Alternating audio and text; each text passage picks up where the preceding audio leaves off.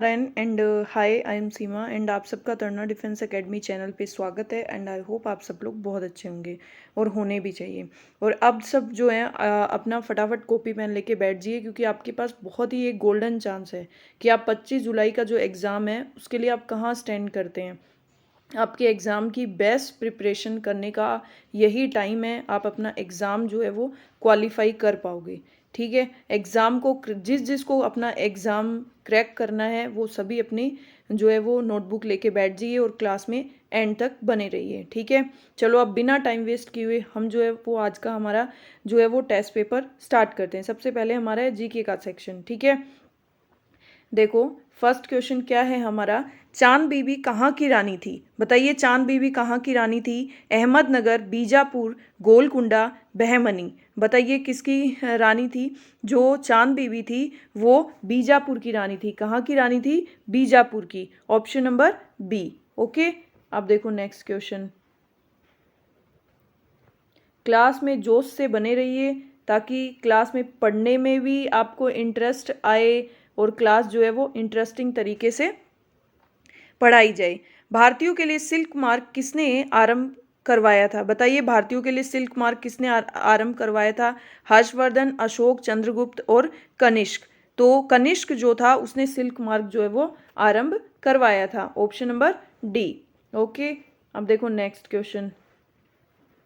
Third question, निम्न में से कौन सी वातावरण की परत रेडियो तरंगों को वापस पृथ्वी पर परावर्तित करती है? बताइए, क्षोभ मंडल, तापमंडल, आयन मंडल या बहिर्मंडल। बताइए, निम्न में से कौन सी वातावरण की परत रेडियो तरंगों को वापस पृथ्वी पर परावर्तित करती है? तो आयन मंडल। कौन सी? आयन मंडल। आप लोग जो ये कई क्वेश्चन जो है वो एक जैसे होते हैं, कई बार जीके में भी, तो कई बार जो है वो ऑप्शन में कंफ्यूज हो जाते हैं। अगर कंफ्यूज हो एग्जाम में तो उस क्वेश्चन को आप मत करिए, कंफ्यूजिंग वाला क्वेश्चन मत करिए। जो आपको एकदम सही लगे कि इसका आंसर यही होगा वही क्वेश्चन करिए। और आपके ज़्यादा से ज़्यादा क्वेश्चन जो हम करवा रहे हैं उसी में से ही आ जाएंगे। बाई चांस कुछ क्वेश्चन हो सकते हैं जो आपके नहीं अगर आपको मिले, बट मोस्ट ऑफ आपको जितना एग्जाम में क्लियर करना है उतना आपको कंटेंट इजीली मिल जाएगा। इसलिए आप हर क्वेश्चन को जो है वो ध्यान से करिए। एक बार नहीं आता है तो दो बार कर लीजिए, बट दो बार में तो आपका अच्छे से तैयार हो जाएगा। ठीक है, अब देखो नेक्स्ट क्वेश्चन। योजना आयोग के प्रथम उपाध्यक्ष कौन थे? बताइए, जवाहरलाल नेहरू, सरदार वल्लभ भाई पटेल, गुलजारी लाल नंदा या राजेंद्र प्रसाद। ये क्वेश्चन कई बार आता है, योजना आयोग के प्रथम उपाध्यक्ष कौन थे? तो गुलजारी लाल नंदा जो है वो आपका आंसर हो जाएगा। ठीक है, अब देखिए नेक्स्ट। अब देखो, मैंने आपको कल भी बताया था कि हर क्वेश्चन में एक जो है हर पेपर में आपके फुल फॉर्म आती है, तो फुल फॉर्म जो मैं करवा रही हूँ सारी ढंग से कर लो, एक क्वेश्चन आपको डेफिनेटली मिलेगा इसका। तो बताइए, सीबीएस का विस्तारित रूप क्या है? Current banking solution, core banking solution, core banking service, current banking service. तो option number B, core banking service जो है वो आपका आंसर हो जाएगा। ये जो है वो बैंकिंग से रिलेटेड है। Core banking solution, sorry core banking solution, ये जो है वो बैंकिंग से रिलेटेड है, तो सीबीएस का जो फुल फॉर्म हो जाएगी। ठीक है, अब देखिए सिक्स क्वेश्चन। सिक्स क्वेश्चन क्या है? वर्ष 2021 का एशिया कप कहाँ आयोजित किया गया था? बताइए, भारत में, श्रीलंका में, पाकिस्तान में, बांग्लादेश में। तो 2021 का जो एशिया कप है वो फटाफट आंसर कीजिए, वो जो है वो आपका श्रीलंका में आयोजित किया गया था। ठीक है, आपको बेस्ट कंटेंट मिल रहा है, कंटेंट का बेनिफिट उठाइए ताकि एग्जाम जो है वो 25 जुलाई का आपको फिर से ये जो है यहाँ पे कहीं भी पे भी क्लास नहीं लेनी पड़े आपको। ऐसा आप तैयार हो जाइए ताकि वन टाइम में ही आपका एग्जाम जो है वो क्रैक हो जाए। ठीक है, इसीलिए आप सारी क्लासेस देखिए यहाँ पे और आपको बेस्ट कंटेंट मिल रहा है और आपका एग्जाम डेफिनेटली क्वालिफाई हो जाएगा। निम्न में से किसे एशिया का नोबेल कहा जाता है? बताइए, पुलित्जर पुरस्कार, कलिंग पुरस्कार, रेमन मैग्सेस पुरस्कार, उपरोक्त में से कोई नहीं। तो रेमन मैग्सेस पुरस्कार जो है उसे एशिया का नोबेल कहा जाता है। ऑप्शन नंबर सी। ओके, अब देखिए क्वेश्चन नंबर 8। मोडवेट क्या है? उत्पाद कर, संपत्ति कर, आय कर, बिक्री कर। तो मोडवेट जो है कि ये टैक्स है, तो मोडवेट जो है वो क्या है? मोडवेट कौन सा टैक्स है? उत्पाद कर। ठीक है, मोडवेट कौन सा टैक्स है? उत्पाद कर, एक्साइज ड्यूटी है ये। ठीक है, अब देखो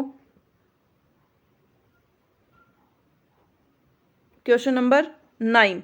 पृथ्वी मिसाइल को कब सेना में शामिल किया गया था? बताइए, जुलाई 1992 को, अगस्त 1993 को, जुलाई 1994 को या दिसंबर 1996 को? तो पृथ्वी मिसाइल को जो है वो जुलाई 1994 में सेना में शामिल किया गया था। Option number C.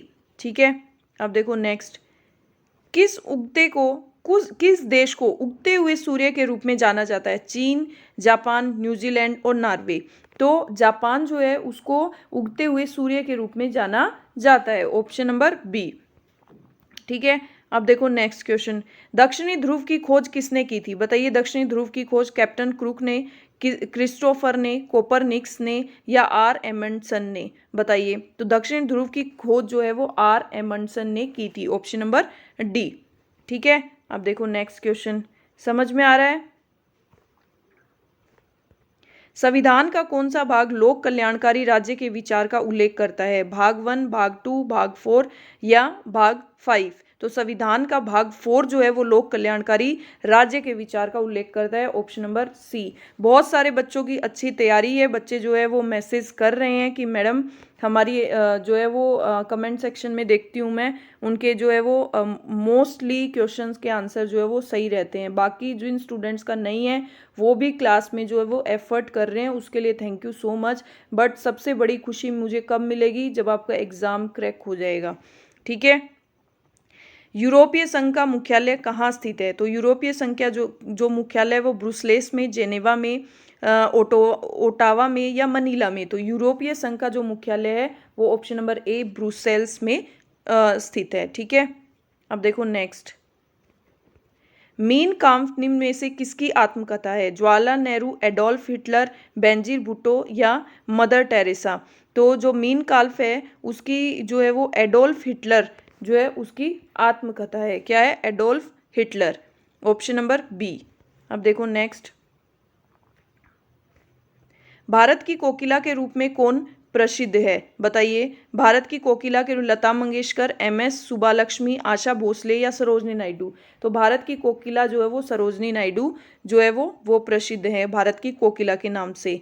ठीक है, अब देखो क्वेश्चन नंबर 16, कोई वस्तु अधिकतम भारी हो जाती है वायु में, जल में, निर्वात में, हाइड्रोजन में?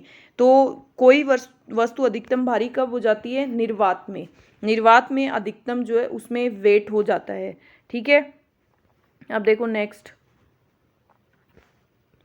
लेंज का नियम निम्न में से किसके संरक्षण के नियम का परिणाम है?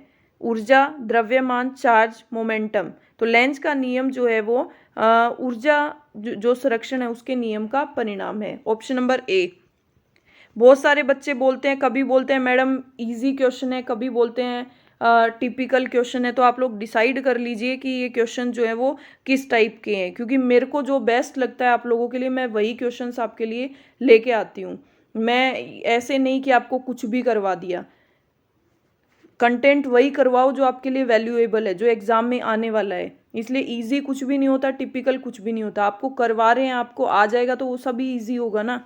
तो इसलिए आप जो है वो करने पे ध्यान दीजिए।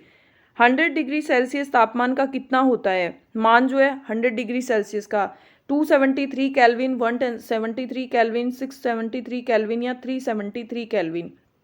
बताइए, तो 100 डिग्री सेल्सियस का जो तापमान का मान है वो 373 केल्विन होता है। ठीक है, अब देखो नेक्स्ट, स्वयं कणों के वास्तविक संचलन के बिना पदार्थ द्वारा ऊष्मा स्थानांतरण क्या कहलाता है? बताइए, क्या कहलाता है? जो स्वयं कणों के वास्तविक संचलन के बिना पदार्थ द्वारा ऊष्मा स्थानांतरण जो है वो चालन कहलाता है। Option number A.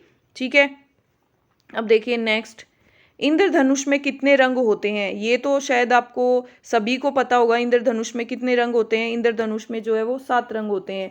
Option number B. ठीक है, अब देखो नेक्स्ट, न्यूट्रॉन की खोज किसने की थी? बताइए, न्यूट्रॉन की खोज किसने की थी? चैडविक ने, रदरफोर्ड ने, फर्मी ने या आइंस्टीन ने? बताइए किसने की थी? तो न्यूट्रॉन की खोज जो है वो चैडविक ने की थी। ऑप्शन नंबर ए जो है वो आपका आंसर हो जाएगा। किसने की थी? चैडविक ने।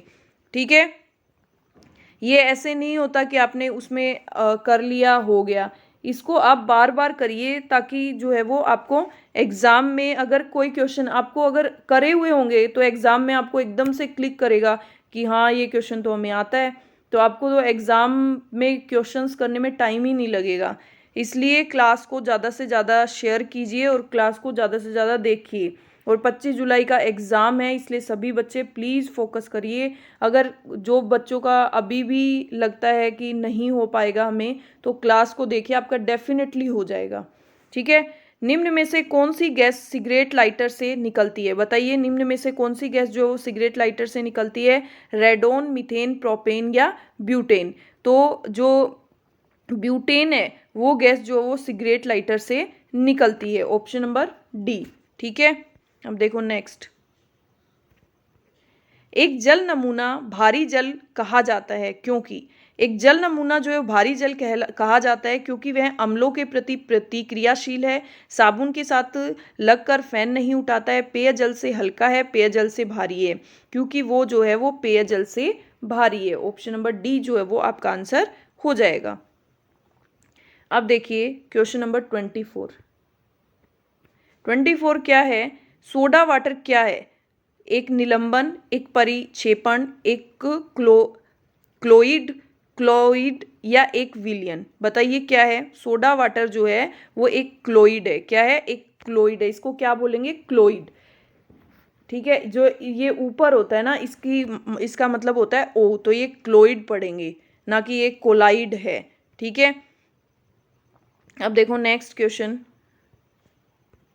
निम्न में से कौन सा एक तत्व है? बताइए कौन सा तत्व है?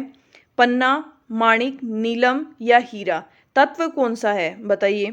तो तत्व जो है आपका पन्ना है, माणिक है, नीलम है या हीरा है?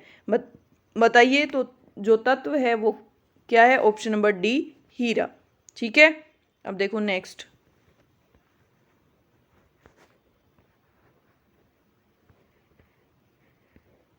आधुनिक आनुवंशिकता का सिद्धांत किसने दिया था? बताइए। डार्विन ने, ग्रेगर मेंडल ने, लेमार्क ने या इनमें से कोई नहीं? तो आधुनिक आनुवंशिकता का नियम जो है वो किसने दिया था? ग्रेगर मेंडल ने। आपको याद हो उसमें जो है वो मटर का के बारे में बताया था, तो ग्रेगर मेंडल जो है वो ये आधुनिक आनुवंशिकता का नियम, इसके अंदर किसका? मटर से रिलेटेड जो है वो उसने समझा रखा है। तो ये ग्रेगर मेंडल जो है इसने जो है वो आधुनिक आनुवंशिकता का जो है वो सिद्धांत दिया था। ठीक है।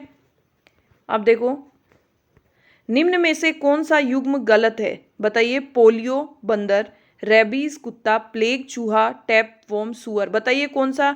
पोलियो किस में होता है? बंदरों में, रेबीज कुत्ते में, प्लेग चूहे में या टैपवॉर्म सूअर में? बताइए गलत कौन सा है? ये तो देखो ऑप्शन नंबर बी तो सही है, रेबीज कुत्ते में होता है और प्लेग चूहों में होता है। ये जो है प्लेग आपको पता है जब गुजरात में फैला था तो वो चूहों के थ्रू ही फैला था ना, और टैपवॉर्म जो है सूअर में होता है। तो पोलियो जो है वो बंदर में नहीं होता है। ऑप्शन नंबर ए जो है वो आपका रॉन्ग हो जाएगा। अब देखो नेक्स्ट क्वेश्चन, पौधों की लंबाई में वृद्धि के लिए क्या आवश्यक है? बताइए। पौधों में की लंबाई के लिए इनमें जो है वो क्या आवश्यक है? नाइट्रोजन, कैल्शियम, फॉस्फेट या ये सभी? बताइए क्या आवश्यक है? तो जो है वो पौधों में लंबाई के लिए नाइट्रोजन, कैल्शियम, फॉस्फेट ये सारे सभी आवश्यक हैं। ठीक है। अब देखिए नेक्स्ट क्वेश्चन 29, आप लोग को पूछा जाता है कि क्वेश्चंस कैसे लग रहे हैं, समझ आ रहे हैं? आप कुछ आंसर ही नहीं करते हो, तो प्लीज़ ये तो बताओ कि हाँ आपको समझ में आ रहा है, तो कम से कम ये तो लगे कि हाँ बच्चे जो है वो मेहनत कर रहे हैं और बच्चों को समझ में आ रहा है जो मैं करवा रही हूँ। ठीक है। तो टीबिया फिबुला नामक हड्डी कहाँ होती है? बताइए। टीबिया फुबिला नामक हड्डी मुंह में, खोपड़ी में, भुजा में या टांग में? बताइए कहाँ होती है? तो टीबिया फिबुला नामक हड्डी जो है वो टांग में होती है। ऑप्शन नंबर डी जो है वो आपका आंसर हो जाएगा। ठीक है। अब देखिए क्वेश्चन नंबर 30। क्वेश्चन नंबर 30 क्या है? विश्व का विशालतम जीवित प्राणी कौन सा है? बताइए। विश्व का विशालतम जीवित प्राणी जो है वो कौन सा है? जिराफ है, हाथी है, ऊंट है या नीली व्हेल है? बताइए। जीवित प्राणी, विशालतम जीवित प्राणी, जिराफ, हाथी, ऊंट या नीली व्हेल? बताइए। ऑप्शन नंबर डी, नीली व्हेल। ठीक है। ये विशालतम सबसे बड़ा जो है वो जीवित प्राणी है। ठीक है। अब देखो आपके रीजनिंग का सेक्शन स्टार्ट होता है। क्या स्टार्ट होता है? रीजनिंग का। इस क्वेश्चन को, ये थोड़ा सा बड़ा है इसलिए मैं इसको एक बार छोटा कर रही हूँ। इस क्वेश्चन को थोड़ा ध्यान से समझिए, कथन एंड स्टेटमेंट जो है उसका क्वेश्चन है आपका। तो देखो इसको रीड करते हैं हम। क्या है? राम ने एक अपराध किया। कोई राम एक व्यक्ति है, उसने कुछ क्राइम किया, उसने कुछ अपराध किया है। थाना प्रभारी को मालूम है कि साक्षियों में से 2 झूठे हैं। राम ने अपराध किया है ये कंफर्म है, लेकिन थानाधिकारी जो पुलिस इंस्पेक्टर है उसको मालूम है कि साक्षियों में से 2 झूठे हैं। मतलब वहां पे 3 जो है वो क्या है, गवाही देने वाले हैं। ठीक है, 3 जो है वो साक्षी हैं कि उन्होंने राम को अपराध करते हुए देखा है, लेकिन उसमें से 2 तो झूठे हैं, परंतु एक व्यक्ति सही बोल रहा है। उनमें से एक व्यक्ति सही बोल रहा है और 2 झूठे हैं। जो 3 जो उस टाइम उस अपराध हुआ था 3 व्यक्ति थे, तो उसमें से 2 झूठे हैं और एक सही है। तो आप बताएं कि कौन सा सही बोल रहा है। तो सही कौन सा बताना है, सही कौन सा बोल रहा है वो बताना है। अब देखो इसको पढ़ते हैं। मोहन अपराध की रात जो है वो राम घर पर था। मोहन क्या बोल रहा है? मोहन बोल रहा है अपराध की रात राम घर पर था। जो राम ने अपराध किया था तब जो राम है वो घर पर था, मोहन ये बोल रहा है। ठीक है, अब देखो सोहन क्या बोल रहा है। सोहन बोल रहा है कि अपराध की रात राम घर पर नहीं था। सोहन बोल रहा है कि राम घर पर नहीं था। और रोहन बोल रहा है मोहन सही बोल रहा है, और रोहन क्या बोल रहा है? सही बोल रहा है। तो इसने बोला है कि 2 साक्षी झूठे हैं। तो कौन से 2 जो है वो एक ही बात बोल रहे हैं? मोहन और रोहन दोनों एक ही बात बोल रहे हैं कि अपराध की रात राम घर पर था, और रोहन बोल रहा है कि मोहन सही बोल रहा है। तो ये दोनों जो है 2 साक्षी झूठे हैं। मतलब मोहन और रोहन क्या है, गलत बोल रहे हैं, और सोहन जो है वो सही बोल रहा है कि अपराध की रात जो है वो राम घर पर नहीं था। ऑप्शन नंबर बी जो है वो आपका आंसर हो जाएगा। ये इस तरह कथन एंड स्टेटमेंट का रीजनिंग का क्वेश्चन है, तो इस तरह के भी कई बार आ जाते हैं, इसलिए ये क्वेश्चन भी ध्यान से मैंने आपको करवा दिया है। अगर आगे इस टाइप के क्वेश्चन आएंगे तो मैं आपको और भी करवा दूंगी।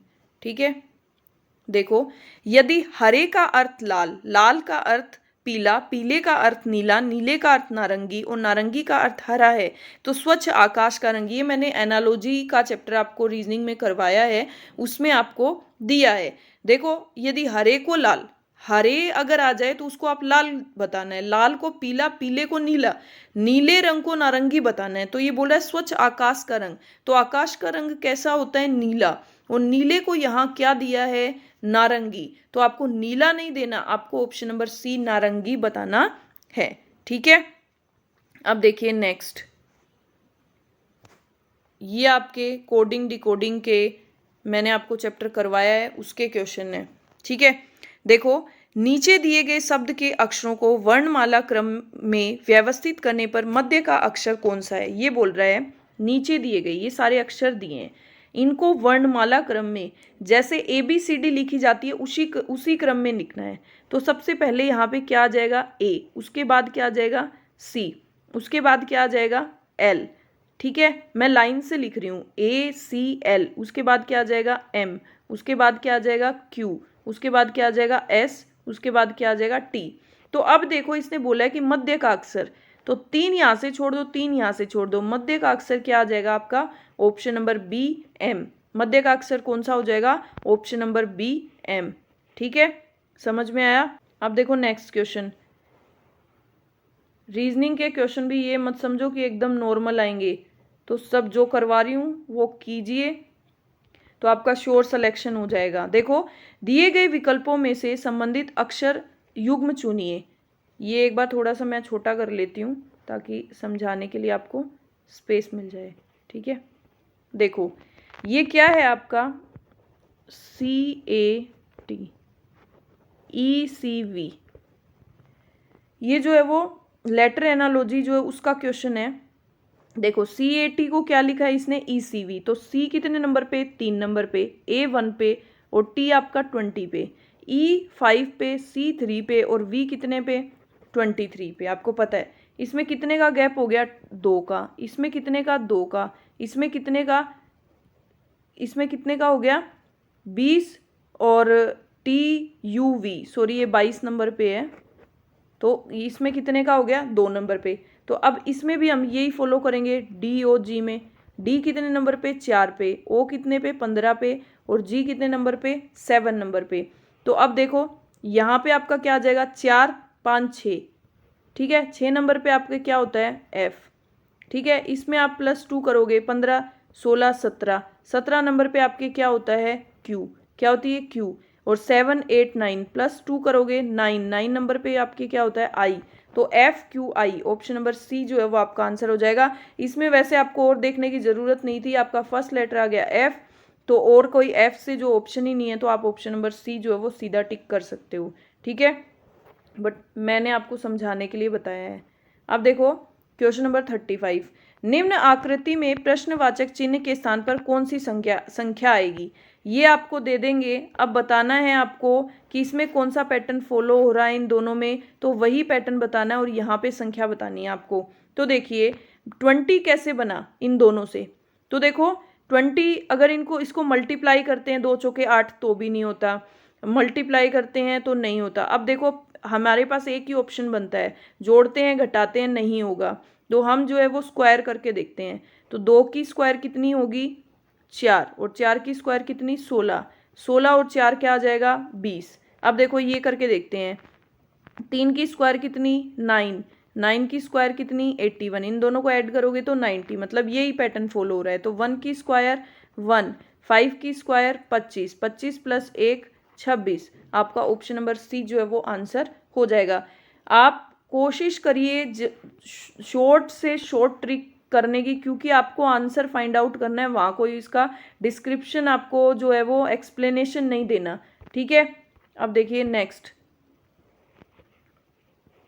देखो सबसे छोटी सम संख्या कौन सी है, बताइए सबसे छोटी सम संख्या कौन सी है 1, 2, 4, 6। तो सम संख्या तो आपको पता ही है कौन सी होती है, जिसमें 2 का पूरा पूरा भाग चला जाता है। तो सम संख्या कौन सी होती है सबसे छोटी सम संख्या जो है वो 2 होती है। तो ऑप्शन नंबर बी जो है वो आंसर। कई बार ऐसे क्वेश्चन आ जाते हैं लेकिन हम कंफ्यूज हो जाते हैं, इसलिए कोई भी क्वेश्चन ये मत समझो कि इजी है ये तो हम ऐसे ही कर देंगे, ठीक है। हर क्वेश्चन को सोच समझ के करो। अब देखो ये क्वेश्चन मैंने ऐसा आपको कल भी करवाया था, अब आज फिर से आ गया, मतलब बार का क्वेश्चन आपको आ सकता है। देखो 37 नंबर में क्या है 5 7 5 7 5 7 रिपीट हो रहा है, रिपीट हो रहा है, इसका मतलब ऊपर हम बार भी लगा सकते हैं। बार का मतलब ही ये होता है कि वो संख्या बार बार रिपीट हो रही है। कल मैंने बताया था 0 के बाद जितनी संख्या उसको उतार लो 57। अब यहाँ पे कोई संख्या ऐसी बच रही है जिसके ऊपर बार नहीं है, नहीं है, तो हमें क्या करना है, और जिन संख्या के ऊपर बार है उस संख्या के बदले उतने 9 लिख लो। 2 संख्या के ऊपर बार है तो 2 संख्या के नीचे 9 लिख लो। तो इसका आंसर क्या हो जाएगा 57/99। देखने में ऐसे लग रहा है इसका मान कैसे निकालेंगे, लेकिन इसका बिल्कुल शॉर्ट तरीका है ये।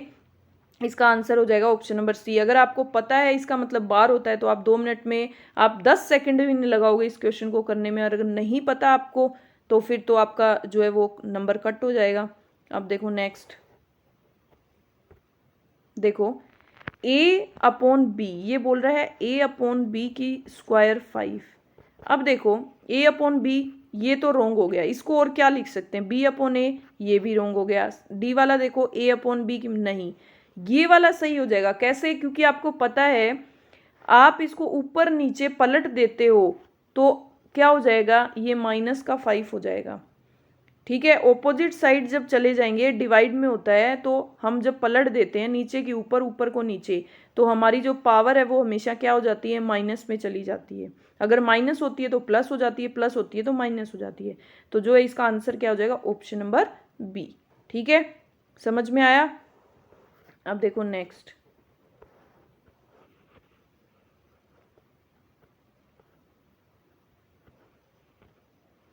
देखो निम्न चित्र किस त्रिभुज का है, बताइए निम्न चित्र जो है वो किस त्रिभुज का है। 60 सारे कोण आपके 60 डिग्री के हैं, मतलब किस त्रिभुज का 90 डिग्री से कम है, कोण 90 डिग्री से कम है, तो आपका त्रिभुज न्यून कोण है, सम कोण है, अधिक कोण है, या फिर इनमें से कोई नहीं। तो सारे कोण जो है वो 90 डिग्री से छोटे हैं, मतलब आपका कौन सा हो गया न्यून कोण हो गया, ये त्रिभुज कौन सा हो गया न्यून कोण, ठीक है। अब देखो नेक्स्ट,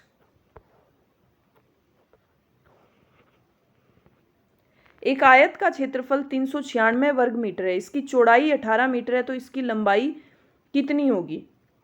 तो एक आयत का क्षेत्रफल का फॉर्मूला क्या होता है? लंबाई इंटू चौड़ाई, L इंटू बी ये होता है। तो आपको L इंटू बी कितना दे रखा है? 396 वर्ग मीटर। इसकी चौड़ाई 18 मीटर है, आपको लंबाई निकालनी है। चौड़ाई कितनी है? 18, चौड़ाई की जगह रख दो 396। अब अगर ये कटता है तो 18 से काट लो। 18 दूनी 36, 37, 38, 39, 3 आ गया, 18 दूनी 36, तो लंबाई आपकी कितनी आ गई? 22 मीटर। सीधा जो बोलता जाए वो करते जाओ, आपको और कुछ सोचने की ज़रूरत नहीं है। ठीक है, अब देखो नेक्स्ट। tan 90 डिग्री का मान कितना होता है? बताइए, tan 90 डिग्री का मान कितना होता है? 0, 1, अपरिभाषित या 2? tan 90 का जो मान है वो अपरिभाषित होता है, हम उसको फाइंड आउट परिभाषित नहीं कर सकते हैं। तो ठीक है, इसलिए इसका आंसर जो है ऑप्शन नंबर सी हो जाएगा।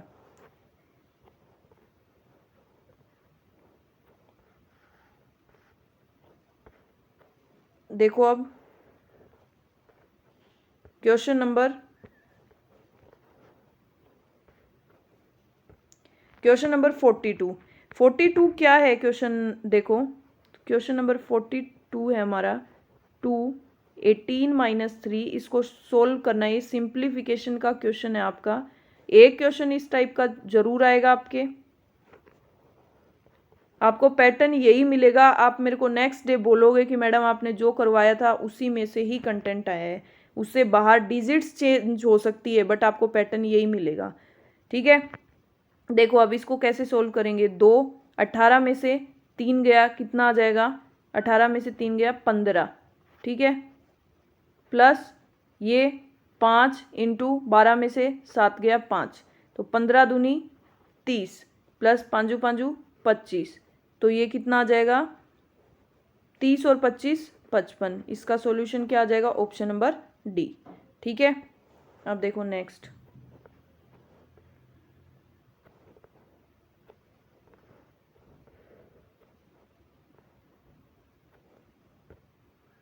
देखो 3, 4, 8, 9 का लघुत्तम समापवर्त है। आपको क्या बताना है? 3, 4, 8, 9 का हमें एलसीएम बताना है, तो वो बताएंगे हम। देखो 3, 4, तो ये देखो 4 दूनी 8, ठीक है, तो 4 तो आ ही जाएगा, 2 बार कट गया, अब 2 और आ गया। ये देखो 3 3 9, तो 3 और 3 बच गया, वो आ जाएगा। एलसीएम में आपको पता है जितनी भी डिजिट्स होती हैं सारी आती हैं, मतलब कॉमन होता है, पहले उसको काट लो, फिर जो बच जाती हैं वो लिख लो। और एचसीएफ में सिर्फ जो आपके कॉमन आता है वही आता है। ये मैंने क्लास में एचसीएफ एलसीएम की क्लास आपको बहुत अच्छे से करवाई है, वहाँ पे देखो एचसीएफ एलसीएम का भी चांसेस है कि एक क्वेश्चन आपको डेफिनेटली मिल जाएगा। 4 दूनी 8 और 8 तिया 24 और 24 तिया 72, तो ऑप्शन नंबर डी जो है वो आपका आंसर हो जाएगा। अब देखो नेक्स्ट 24।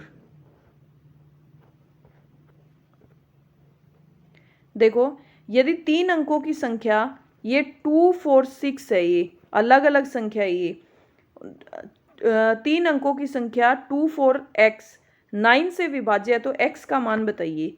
तो 3 संख्या हो गई, तो 3 संख्या ये किससे विभाज्य है?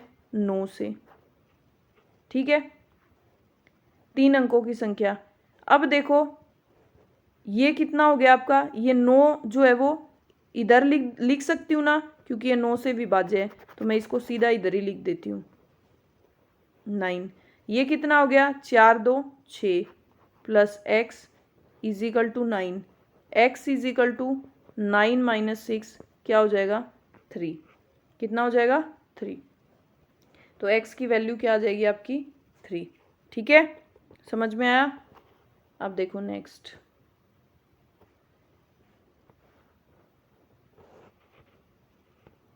एक आम विक्रेता अपने सामान को क्रय मूल्य पर ही बेचता है, परंतु 1 किलोग्राम के स्थान पर 900 ग्राम तोलता है, उसका लाभ प्रतिशत।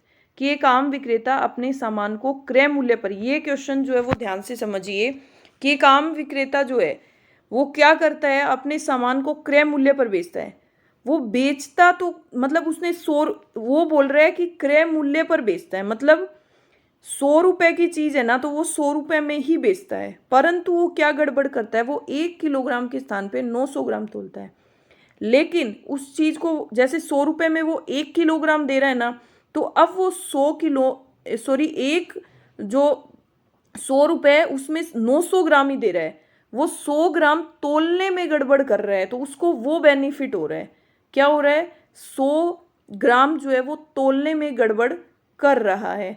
तो अब देखो ऐसे क्वेश्चंस में क्या करते हो, उसको प्रॉफिट कितना हो रहा है, 100 ग्राम का हो रहा है, इनटू पहले डिवाइड, हमेशा जितना मतलब कर रहा है ना कम, ठीक है, उस संख्या को आपकी परचेज प्राइस बना लो हमेशा ऐसे क्वेश्चंस में, इनटू 100। तो आपको इजी हो जाएगा। इसको कट करा, 9 एकम 9, फिर 1 जीरो, 1 बच गया, 9 एकम 9, 1 सही 11 बच गया, ठीक है ना, यही आएगा 11। तो ऑप्शन नंबर सी जो है वो आपका आंसर हो जाएगा। हमेशा वो जितनी गड़बड़ करता है, जो मतलब उसको लेस करके जो बचता है, मतलब जितना सामान बेचता है ना, तो उतना सामान जो है उसको परचेज प्राइस बना लो, उस पर जो है वो प्रॉफिट या लॉस जो हुआ है वो निकाल दो, तो आपका आंसर सही आ जाएगा। ठीक है, ऐसे क्वेश्चंस में जो तोल वाले क्वेश्चन होते हैं। अब देखो आपको क्या बताना है, इसका एवरेज बताना है, 1 की स्क्वायर, 2 की स्क्वायर, 3 की स्क्वायर, 4 की स्क्वायर, 5 की स्क्वायर, इसका एवरेज बताना है। तो 1 की स्क्वायर क्या हो जाएगी 1, 2 की स्क्वायर 4, 3 की स्क्वायर 9, 4 की स्क्वायर 16 और 5 की स्क्वायर 25। अब इनको ऐड करो, देखो 16 4 ऐड भी एक देखो तरीके से करो, 16 4 20, 9 और 1 10, तो 20 और 10 30। अब 30 में 25 जोड़ लो, आपका क्या हो जाएगा 55। अब 55 में 5 का भाग दे दो, आपको एवरेज निकालना है, तो क्या आ जाएगा 11। ऑप्शन नंबर बी जो है वो आपका आंसर हो जाएगा। हर चीज को तरीके से करो, ट्रिक से करो, तो आपका जो है वो क्वेश्चन करने में आपको टाइम ही नहीं लगेगा। ठीक है, अब देखो नेक्स्ट, 200 में छोटी से छोटी क्या संख्या जोड़ी जाए कि योगफल पूर्ण वर्ग हो। अब ये बोल रहा है 200 में आप क्या जोड़ोगे। अगर आपको पता है, आपको कुछ स्क्वायर याद है, आपको मैंने बोला था कि 30 तक तो एटलीस्ट आप स्क्वायर लर्न ही कर लो, तो अगर आपको याद है तो इससे छोटी कौन सी होती है, 200 से छोटी होती है 14 की। तो आपको अगर पता है तो अब क्या आएगी 15 की, 15 की क्या होती है आपकी 225। तो आप 200 में क्या ऐड करोगे 25 ऐड करोगे, 225 होने पे ये क्या बन जाएगी, एक पूर्ण वर्ग संख्या बन जाएगी। ठीक है, अब देखो नेक्स्ट,